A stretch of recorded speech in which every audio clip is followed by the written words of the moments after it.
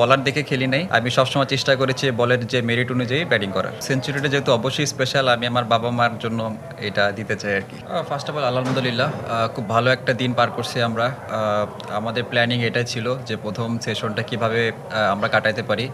তো ওরাও অনেক ভালো বোলিং করছে। তো আমাদেরও চেষ্টা ছিল যে আমরা এক্সট্রা কিছু করব না।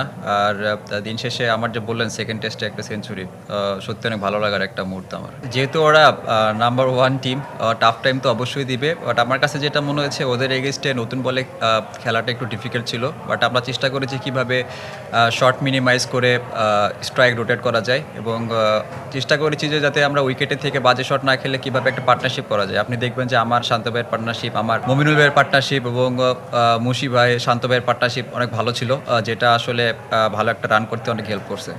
আর যেটা বললেন যে ওদের, আমি আসলে কখনো বলার দেখে খেলি নাই। আমি সবসময় চেষ্টা করেছি বলের যে মেরিট অনুযায়ী ব্যাটিং করার। আসলে আমি এটার আগে থেকে রেডি ছিলাম এটার জন্য। আমি জানি ওরা যখন উইকেট পাবে না তখন ওরা অনেক হার্ড টাইম দিবে, সেটা বোলিং করে হোক বা মুখে কথা বলে হোক। বাট ওরা করেছে কিছুটা, অতটা করে নাই। বাট আমি চেষ্টা করেছি, যেহেতু আমি আগে থেকে রেডি ছিলাম অতটা আমি গুরুত্ব দেই না জিনিসটা। ভালো লাগার একটা জায়গা, ভালো লাগছিল। এটাই হয়তো বা টেস্ট ক্রিকেটের সৌন্দর্য, সেটা আজকে ফিল হয়েছে। আর উইকেটটা নতুন বলে খুব ভালো ব্যাটে আসে। উইকেটটা আমার কাছে যেটা মনে হচ্ছে ভালো, বাট বল যখন পুরান হয় তখন কিছুটা স্ট্রিকি। আমি যতক্ষণ পর্যন্ত ব্যাটিং করেছি উইকেটটা খুব ভালো ছিল। এখন শেষে যেরকম আপনার হাসান এবং মিরাজ ভাই ব্যাটিং করতেছে দেখে ভালোই মনে হয়েছে। বাট ওরা অনেক টাইট লাইনে বল করতেছে। আমাদের কাছে মনে হয় যে যতক্ষণ পর্যন্ত আমরা বেশি ব্যাটিং করতে পারবো ততক্ষণ আমাদের টিমের জন্য ভালো। আসলে দেখেন, যেহেতু আমাদের হাতে এখনও 3 দিন অনেক লম্বা সময় আছে, আমরা চাইবো যত বেশি সেশন ব্যাটিং করা যায় তত আমাদের জন্য ভালো। যত বেশি রান দেওয়া যায় তত আমাদের বোলারদের জন্য কাজটা ইজি হবে।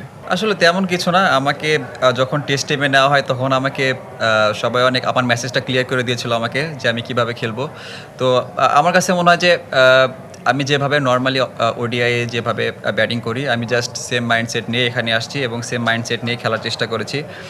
যেহেতু তারা আমাকে কোনো বাজে বল করে না কিংবা অতটা রুম দেয় নাই, অনেক টাইট লাইনে বল করছে। তো আমি চেষ্টা করেছি যে যত বেশিক্ষণ ধৈর্য নিয়ে খেলা যায় আর কি, পেশেন্স নিয়ে খেলা যায়। তো এইটাই চেষ্টা করেছি জাস্ট। ক্যাচ ড্রপের কথা যেটা বললেন, it's a part of game. ওর সময় কিন্তু দেখছেন একটা স্নিক হয়েছিল, বাট ওটা বেঁচে গেছেও। তো আমার কাছে মনে হয় যে এটা পার্ট অফ গেম, এটা নিয়ে কিছু বলতে চাই না। আর যেটা বললেন অ্যাডাম গিলক্রিস্ট, ছোটোবেলায় তো যখন দেখতাম অনেক মানে কী বলবো পছন্দের একটা প্লেয়ারও। আর ও যখন আমার ইন্টারভিউ করছিল তার আগে আমাকে বলছিল যে ও অনেক এনজয় করছে আমার ব্যাটিংটা। তো এটা ভালো লাগার বিষয় আমার কাছে। They came very different to me. They didn't get any boundary option. That's why I was trying to keep patience as much as possible and play as big as possible.